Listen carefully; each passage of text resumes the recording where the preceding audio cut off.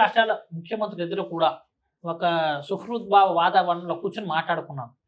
రాష్ట్ర విభజన అయిన తర్వాత 10 ఏళ్ల తర్వాత.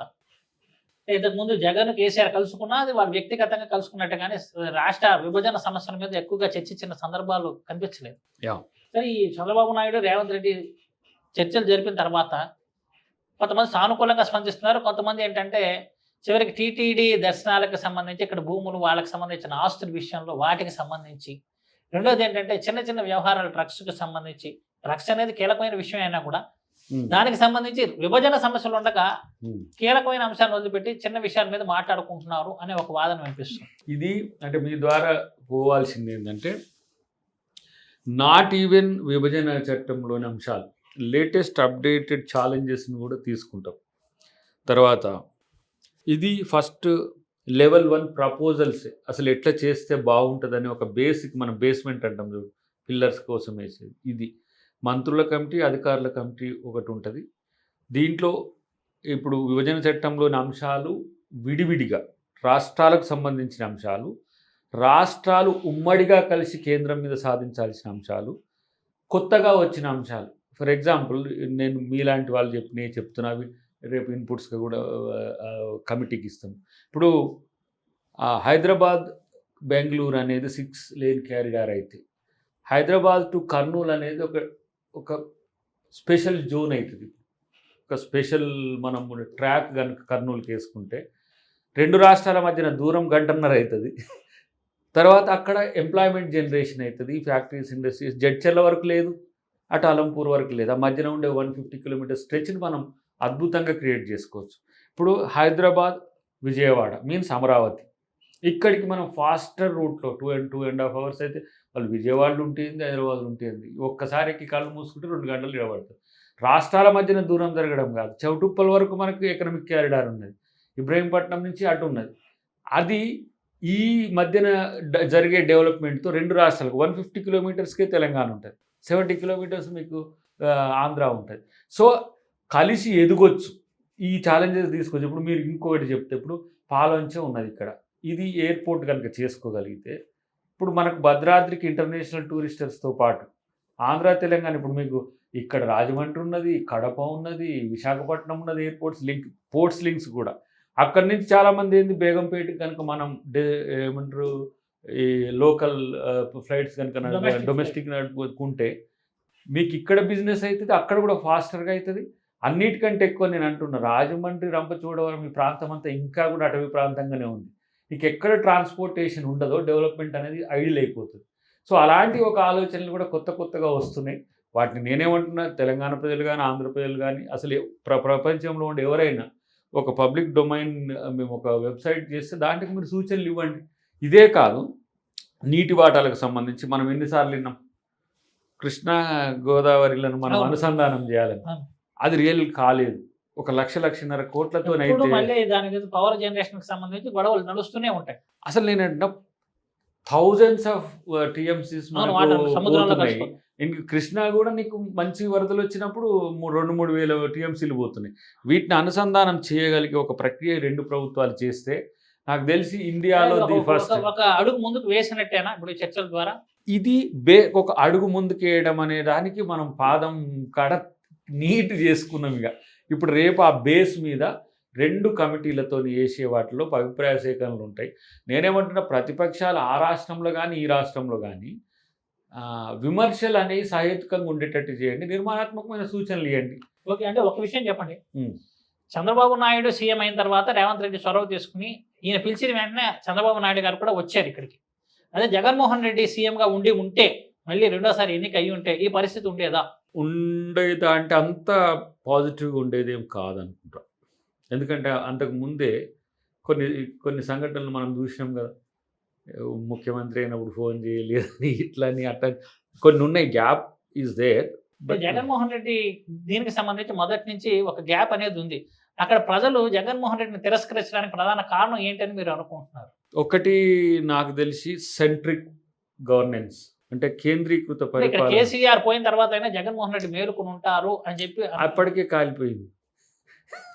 సేమ్ ఇవి 2 వేరిటిని వేరు అనటానికి లేదు. ఈయన అట్లనే చేసిండు. కేసీఆర్ గారు జగన్ గారు కూడా సేమ్ సెంట్రిక్ పాలిటిక్స్ వల్ల ఇద్దరు నష్టపోయినరు. ఆ ఎన్నికల ముందు కూడా జగన్ గెలవచ్చని అన్నాడు మనోడు. ఏమి తక్కువ కాకుండా, అంటే ఆ బంధం బలమైనది. సో ఆ బంధంతో పాటు వాళ్ళిద్దరూ తెలంగాణ గురించిన తెలంగాణ వ్యతిరేకిస్తూ ఆయన సీరియస్గా కొట్లాడినోళ్ళే. కానీ ప్రభుత్వంలో వచ్చేవరకు ఇద్దరు కలిసి ఉండాల్సి వచ్చింది. మరి అది ఎక్కడ ఉంది ఆ తకరారు? మళ్ళీ ఆ తర్వాత ఆ స్నేహం, అప్పుడున్న తకరారు ఏంది, ఇప్పుడున్న స్నేహం ఏందని చూస్తే వాళ్ళిద్దరిని కలిపింది ఏ అంశాన్ని మీరు అనుకుంటున్నారు? ఆర్థిక బంధం అయి ఉంటుంది. ఉం? ఆర్థిక బంధం అయి ఉంటుంది. ఉం. ఇక్కడ ఉన్న ఆస్తులు అక్కడ ఉన్న అయి ఉంటాయి నాకు తెలిసి. ఇప్పుడు కేసీఆర్కి సంబంధించి రేవంత్ రెడ్డి ప్రభుత్వం అప్పట్లో ఏం తప్పులు జరిగాయని చెప్పి వెలుగులోకి తీసుకొస్తుంది. మరి మీ ఆర్థిక బంధాలు జగన్మోహన్ రెడ్డికి కేసీఆర్కి ఉన్న ఆర్థిక బంధాలను కూడా వెలుగులోకి తెచ్చే అవకాశం ఉందా? లింక్ ఏమైనా ఉంటే అవుతుందేమో దొరికితే. ఇప్పుడు మనం బట్టకాల్సి అయితే మీ దేశీయులేం కదా, ఏమంటారా వాళ్ళిద్దరి మధ్య ఆర్థిక బంధం? చూడాలి ఈ ఎంక్వైరీలలో ఏమైనా దొరికితే చూడాలి. ఎందుకంటే మీ కాంగ్రెస్ వాళ్ళే అన్నారు ఇక్కడున్న కాంట్రాక్టర్లలో పెద్ద ఎత్తున ఆంధ్ర వాళ్ళకి, ముఖ్యంగా జగన్మోహన్ రెడ్డి పార్టీకి సంబంధించిన వాళ్ళకి ఇచ్చారు అని చెప్పి ఒక వాదన వినిపించారు. అలాంటివి ఏమైనా ఉంటే దాని మీద విచారణ జరపడానికి అవకాశం ఉందా? ఇప్పుడు ఎక్కడ ఒకవేళ ఎవరైనా పని చేయొచ్చు, ఎక్కడైనా పని చేయడానికి తప్పు పట్టం. పని చేసే దాంట్లో తప్పులు జరుగుతున్న అవినీతి అక్రమాలు ఉంటే అది తప్పు పట్టాల్సి వస్తుంది. ఎవరైనా ఎట్లాంటి వారైనా దోషులు పలాని పార్టీ కాబట్టి మంచిగా చేసింది సార్, ఇంత మంచిగా చేసింది సార్ అవినీతి, ఇంకోసారి చేయండి సార్ అనం. కాబట్టి అవినీతి చేసిన వాళ్ళు ఎవరికైనా కూడా అందులో ఇచ్చేది లేదు. అవినీతి చేయకుంటే నిజంగా వాళ్ళకి పూలదండలు వేయాలి. ఒక ప్రాజెక్టు నిజాయితీగా కట్టి చేతిలో పెట్టిండ్రు నాగార్జున సాగర్, ఏమి రాలే ఆ రోజు. శ్రీశైలం కట్టిండ్రు, ఏమి రాలే. కానీ కాళేశ్వరంకి ఎందుకు వస్తున్నది? మిగతా ప్రాజెక్టులు కూడా కట్టిండ్రు కదా, అక్కడ ఎందుకు రావట్లేదు? ఇప్పుడు పాలమూరు రంగారెడ్డిలో అవినీతి అక్రమాల మీద ఎందుకు రావట్లేదు? కాళేశ్వరం పూర్తి అవ్వలేదు కదా, జరిగినంత వరకు అయితే జరుగుతున్నది కదా. కానీ ఇక్కడ అట్లా కాదు కదా, హైపే దాని వెనుక ఉన్న అవినీతి అనేది. కాబట్టి ఎవ్వరు తప్పు చేస్తే తప్పించుకోలేరు, తప్పు చేయకుంటే భయపడాల్సిన అవసరం లేదు. సో జగన్మోహన్ రెడ్డికి సంబంధించి ఇక్కడ లింకులు ఉంటాయి అని చెప్పి మీరు అనుకుంటున్నారా? ఏదైనా లింక్ ఎందుకు లేవు? ఇక్కడ వాళ్ళకి ఇల్లు ఉండే, ప్రాపర్టీస్ ఉండే, అన్నీ ఉండే. అలాంటప్పుడు అప్పుడు ఎంతో పెద్ద చర్చ జరగలేదా ఆ టైంలో?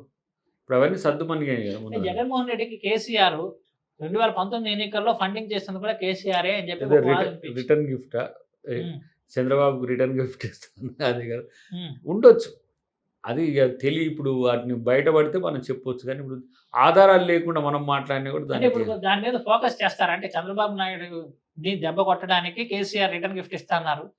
అంటే ఈ ఫండింగ్ ఏదైతే ఎన్నికల సమయంలో 2019 ఎన్నికల సమయంలో జగన్కి కేసీఆర్ ఫండింగ్ చేశారనే ఒక అంశం మీద ఏదైనా కూపి రాగే అవకాశం ఉంది? ఇంకా బీజేపీ వాళ్ళ చేతిలో ఉంది వీళ్ళిద్దరు జాతకం, వాళ్ళకి అంత తెలుసు కాబట్టి. సో బీజేపీ ఇప్పుడు ఇంకా గవర్నమెంట్లో ఉంది కదా, సో వాళ్ళు కాంగ్రెస్ లేకుండా చేయాలని. చంద్రబాబు నాయుడు ఆ విషయంలో చొరవ తీసుకోవాలంటారా? చంద్రబాబు నాయుడు చొరవ తీసుకోవడానికి అవకాశం ఉందా ఈ రాష్ట్రంలో? ఈ రాష్ట్రంలో ఉన్న అంశాల మీద తనకి ఏముంటుంది? అక్కడ ఏమైనా జరిగే దాంట్లో అవినీతి ఫండింగ్ ఇక్కడి నుంచే వెళ్ళింది అంటున్నారు కదా మీరు, దాని మీద నేను అడుగుతున్నాను. ఇప్పుడు దానికి ఆధారాలు దొరకాలి కదా. ఇప్పుడు దాన్ని మనం మాటల వరకే పరిమితం అయితే అంతే. ఇప్పుడు మనకు 25 లక్షలు 30 లక్షలు ఖర్చు పెట్టుకోమని ఇస్తారు, అందరూ 25 లక్షలకు లెక్క రాసి పెడతారు. అయ్యేది అంతేనా? అట్లనే ఉంటుంది రాజకీయాల్లో, లెక్కలు చాలా తేడా ఉంటాయి. కాబట్టి చూడాలి దాన్ని. కానీ ఆరోపణలో దాన్ని తిరస్కరించింది లేదు, దాన్ని చేసింది ఏమో రిటర్న్ గిఫ్ట్ ఇచ్చి ఆహాహా అనుకుంటా తిరిగింది కదా కేసీఆర్ గారు కూడా. కానీ వాళ్ళిద్దరూ అంత మంచిగా కలిసి ఉండి రిటర్న్ గిఫ్ట్లు ఇచ్చుకొని 2 రాష్ట్రాల సమస్యల గురించి పట్టించుకోలే. అది అసలు మనం ఆలోచించలే. ఎంతసేపటికి ఇక్కడ తెలంగాణ కొట్లాట, ఆంధ్రలో ఆంధ్ర కొట్లాట ఇట్లా చూసినాం. కానీ వీళ్ళిద్దరు కలిసి ఏదో పని చేయాలనే, అది ఎందుకు చేస్తలేరని మనం అనలే. ఇక ఆ రాష్ట్రం ద్వారా ఈ టెక్నికల్గా ఏమనుకున్నారు, మొత్తంగా ఆంధ్ర అటు పోయింది, తెలంగాణ ఇటు వచ్చింది, అక్కడ పోయేటోళ్ళు అక్కడ పోతారు, ఇక్కడ పోయేటోళ్ళు ఇక్కడ వస్తారు. కానీ వీళ్ళిద్దరు కలిసి ఒక పని చేయాలి కదా. ఈ ఆస్తుల పంపకం ఉన్నది, మీరు అన్నట్టుగా జల వివాదాలు ఉన్నాయి, ఇతరత్ర ఉద్యోగులకు సంబంధించిన బదిలీలు ఉన్నాయి, కొంత ఇక్కడికి ఉన్న ఆస్తుల మీద ఉమ్మడి ఆస్తుల మీద కూడా ఉంది. ఏం మాట్లాడలేదు వాళ్ళు. మరి ఏం చేసిరు 10 సంవత్సరాలు హాయిగా సెక్షన్ 8 కాలం అంతా తీరిపోయేదానికి ఉండి, మళ్ళీ ఇప్పుడు మనం ఏదో చేయబోతే చంద్రబాబు గారు రేవంత్ రెడ్డి గారు కలవడం వెనుక రాజకీయాలు ఉన్నాయి. నువ్వెందుకు మరి పరిష్కరించలేదు? నువ్వు చేయాల్సిన పనే కదా ఇప్పుడు మనం చేస్తున్నాం.